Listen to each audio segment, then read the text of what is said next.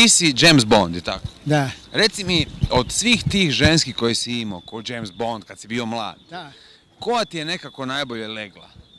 Onako kad je legla da je... Pa čujte, ja... Neću vam to. reci. Neću, da je to nešto drugo.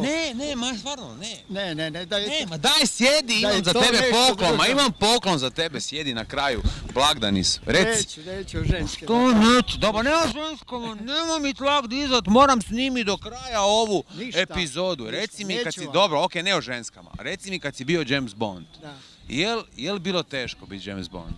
Ne. Reci mi, kako si se snalazio u tim nekim ulogama kad si pado, letio i to? A čujte, nisam ja ni bio pohlepan bilo zašto, bio sam normalan čovjek i u ovim mojim godinama do sada ja vam nisam u životu niti prekršajno kažnjen, a gdje drugo. A kad si bio James Bond? Tako da su bile uvijek granice neke do kuda mogu. A reci, da li te sad šta muči u životu?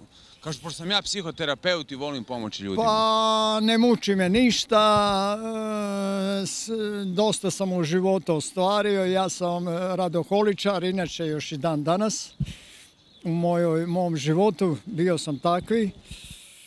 I u biti ljudi obično kažu lijepa je mladost, lijepa je starost. Uvijek je život lijep, ako ga znaš organizirati, ako si mislio u mladosti da organiziraš nešto što će ti koristiti u starosti. Znate? Da. A reci mi, da li te sad mučiš da imaš neki problem? Pa nema neki način. Muči me jedino ovo kako je kod nas stanje, to me totalno muči jer dole vam imam neku kućicu, što je najžalosnije, to vlast zna, da ljudi se prijavljuju u mjestima gdje ne živi radi toga samo da državi ne plati porez. Ja vam plaćam na 32 kvadrata već 38 godina porez po kvadratu 15 kuna i kažu mi kad im dodijam zašto to, kako više sam dole od pol godine, prijavi se i ti tamo, kaže pa nećeš plaćati porez. Pa tekate, to je javna pljačka vlast. Je, hvala ti. Hvala. Izliječen si. James Bond, hvala ti puno, stvarno si odličan. Bok, hvala stari. Odlično.